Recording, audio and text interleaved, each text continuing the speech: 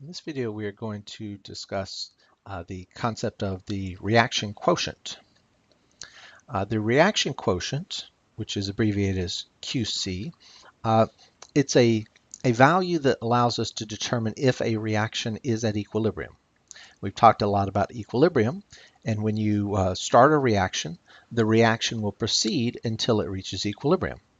However, some reactions reach equilibrium in a millisecond, and some reactions take years before they can reach equilibrium.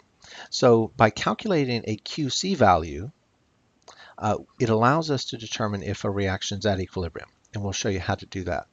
Now, if a reaction is not at equilibrium, then the reaction will proceed either in the forward direction or the reverse direction in order to get to equilibrium. So reactions sometimes, if you have a lot of product and very low reactant, the reaction will go in the reverse direction to reach equilibrium.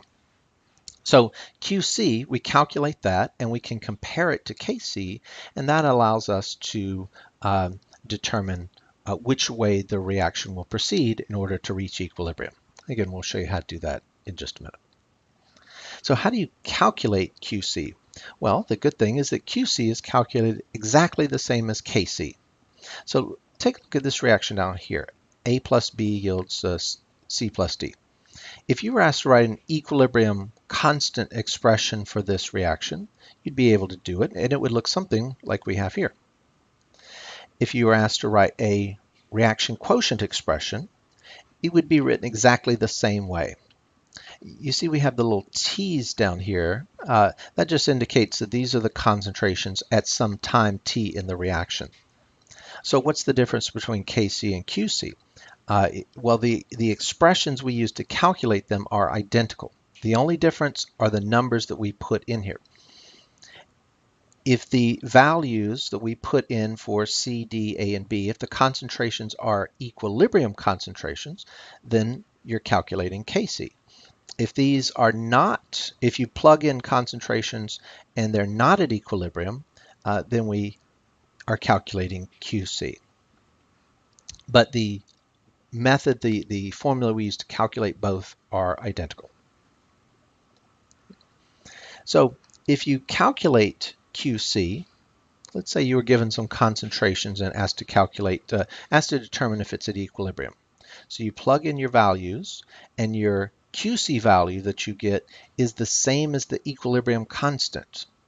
If those two are the same, then the reaction is already at equilibrium. If these two values are different, then the reaction is not at equilibrium.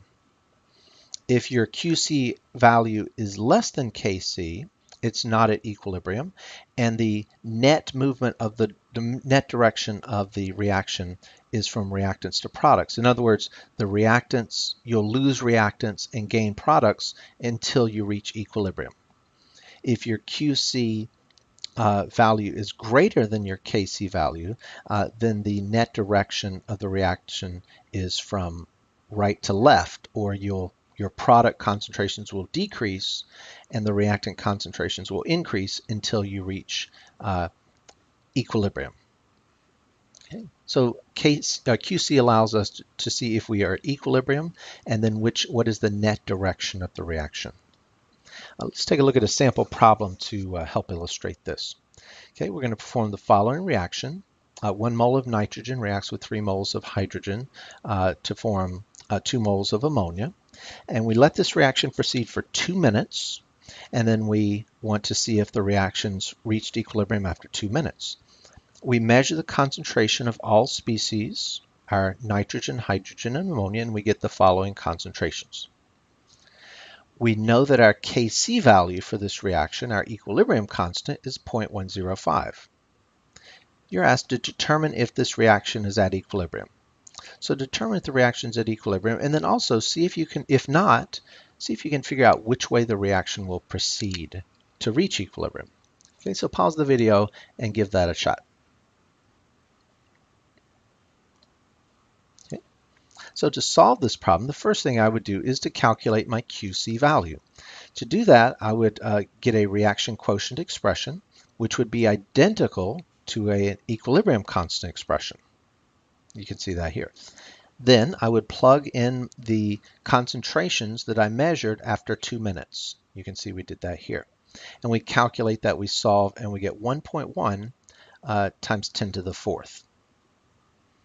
Now, this is our reaction quotient. To determine if the reaction is at equilibrium, we are going to compare this value to the Kc value, which was given in the problem. So my Qc value, we said, was 1.1 times 10 to the fourth.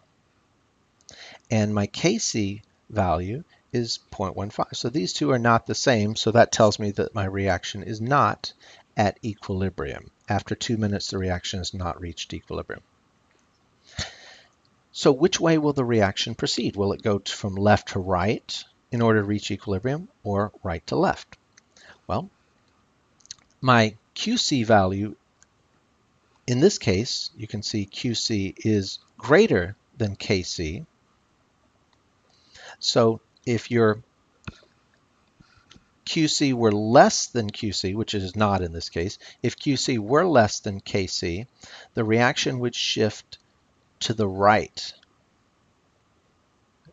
In other words, the reaction would proceed so that the reactant concentrations are going to continue to drop and the product concentrations will continue to rise until you get the equilibrium, until the concentrations are equal to the Kc value, or the equilibrium ratio. If Qc is greater than Kc, which it is in our example, then the reaction will shift to the left. So the reaction will shift from right to left. And what that means is that the concentration of products will continue to drop and the concentration of reactants will increase. And that will continue until your ratio of products to reactants is equal to the Kc value. And as we mentioned, if your Qc value were equal to Kc, then the reaction's already at equilibrium. So for ours, our Qc was greater than Kc, and so our reaction will shift from right to left until it reaches equilibrium. Okay, let's try another sample problem here. Okay, you're given the following chemical reaction. You're given the concentrations of cobalt in the gas phase, and chlorine, and cobalt chloride. All of these are in the gas phase. You're given these concentrations. However, you're not sure if these are equilibrium concentrations. So you're asked to determine if the reaction's at equilibrium, and if not, which way will the reaction shift?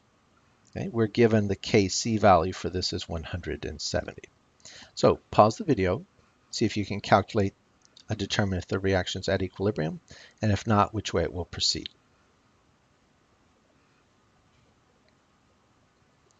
Okay.